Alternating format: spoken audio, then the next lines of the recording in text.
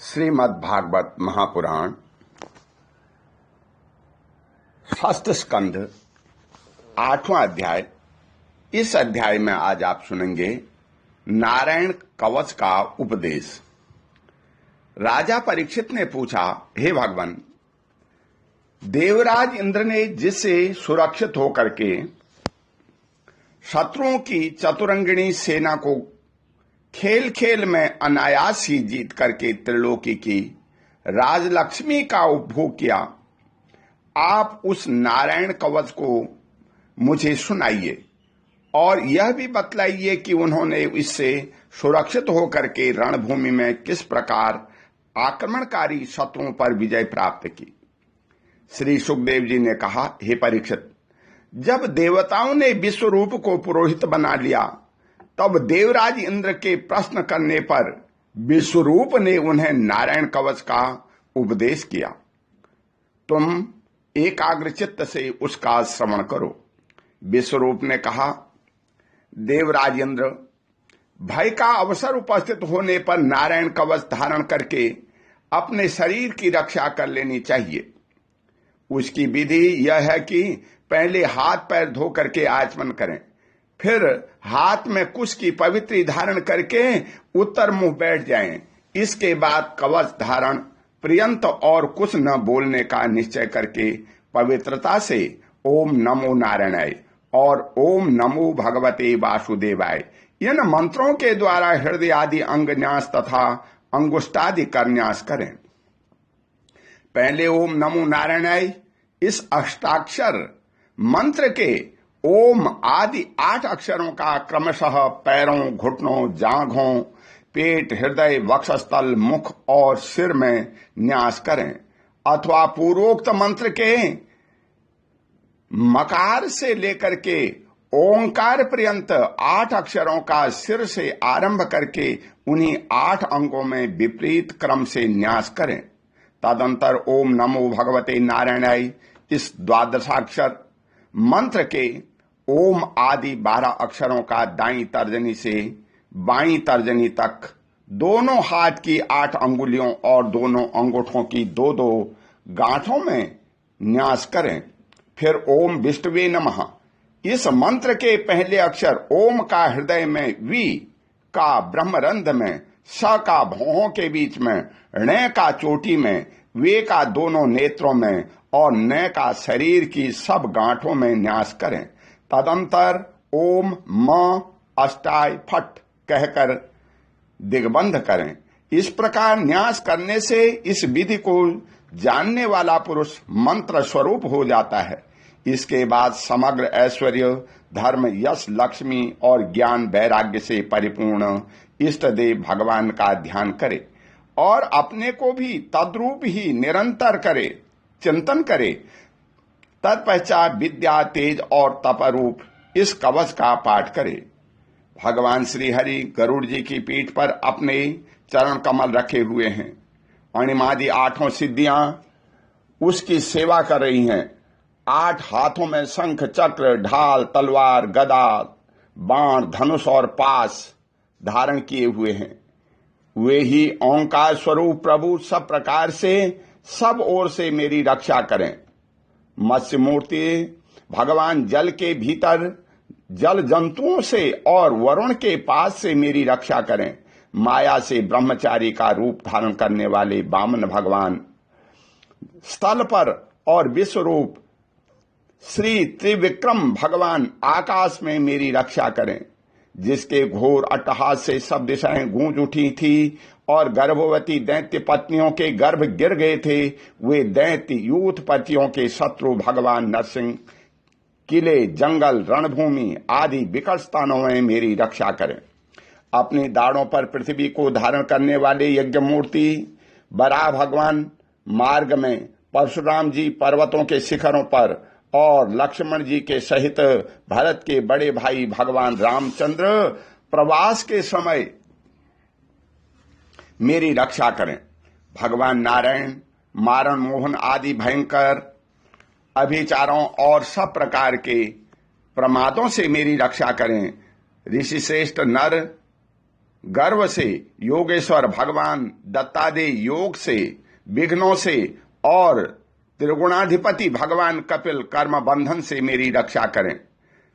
परमर्षि सनत कुमार कामदेव से हवग्रीव भगवान मार्ग में चलते समय देव मूर्तियों को नमस्कार आदि न करने के अपराध से, देवर्षि नारद सेवा अपराधों से और भगवान कश्यप सब प्रकार के नरकों से मेरी रक्षा करें।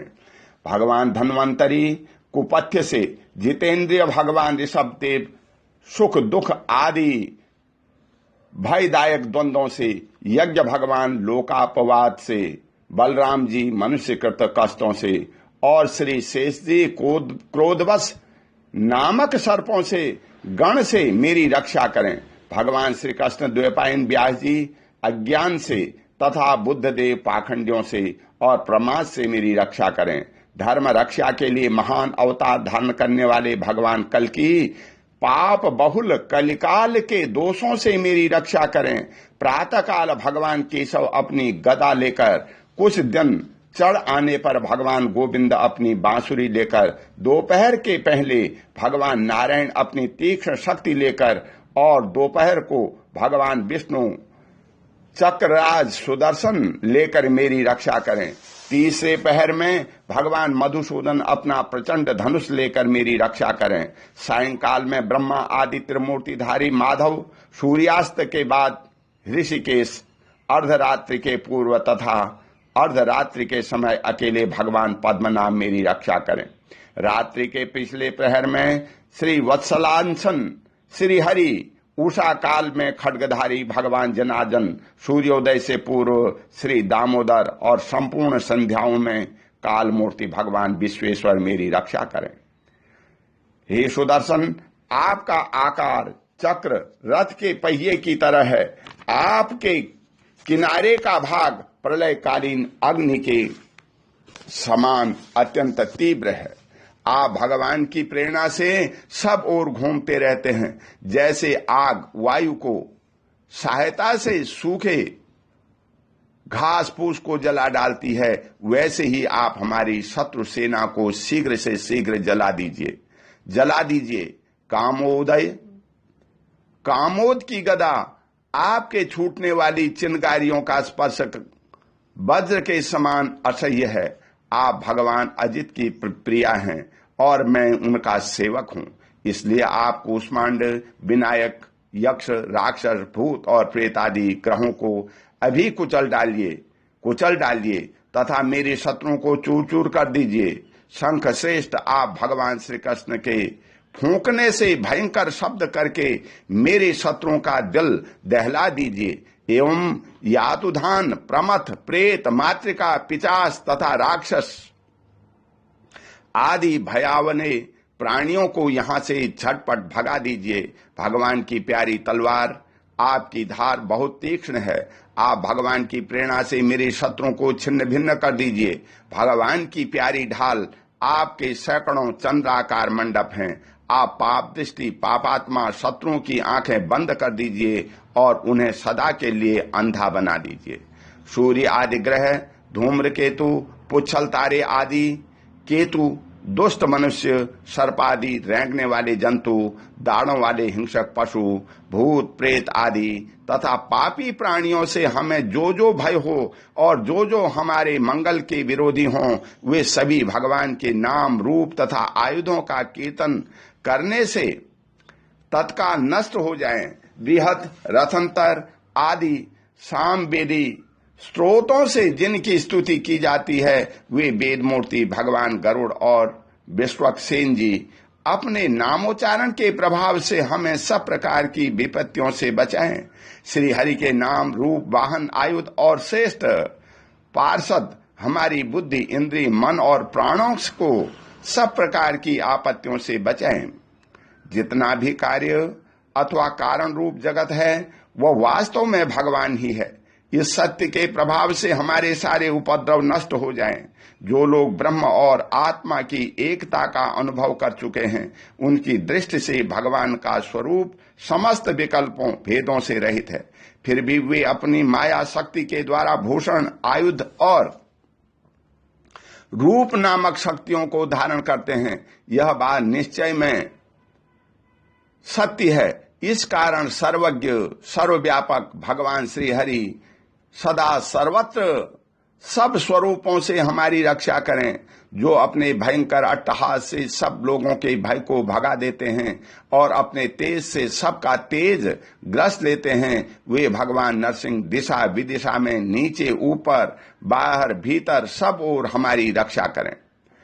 देवराज इंद्र, मैंने तुम्हें यह नारायण कवच सुना दिया। इस कवच से तुम अपने को सुरक्षित कर लो, बस फिर तुम अनायास ही सब दैत्य यूथपतियों को जीत लोगे। इस नारायण कवच को धारण करने वाला पुरुष जिसको भी अपने नेत्रों से देख लेता अथवा पैर से छू लेता है, वह तत्काल समस्त भयों से मुक्त हो जाता है।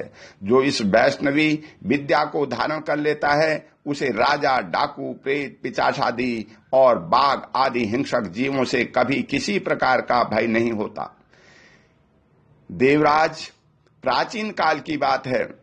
यह कौशिक गोत्री ब्राह्मण ने इस विद्या को धारण करके योग धारण से अपना शरीर मरुभूमि में त्याग दिया।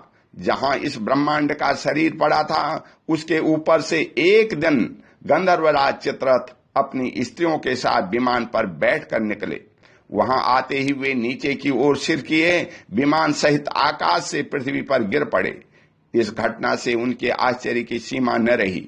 जब उन्हें बालखिल्य मुनियों ने बतलाया कि यह नारायण कवच धारण करने का प्रभाव है, तब उन्होंने उस ब्राह्मण देवता की हड्डियों को ले जाकर के पूर्ववाहिनी सरस्वती नदी में प्रवाहित कर दिया और फिर स्नान करके वे अपने लोक को गए। श्री सुखदेव जी कहते हैं, हे परीक्षित, जो पुरुष इस नारायण कवच को समय पर सुनता है और जो आदर पूर्वक इसे धारण करता है, उसके सामने सभी प्राणी आदर से झुक जाते हैं और वह सब प्रकार के भयों से मुक्त हो जाता है। हे परीक्षित, सत्कृतु इंद्र ने आचार्य विश्वरूप जी से यह वैष्णवी विद्या प्राप्त करके रणभूमि में असुरों को जीत लिया और वे त्रिलोक की लक्ष्मी का उपभोग करने लगे। ओम शांति। बोल श्री कृष्ण भगवान की जय।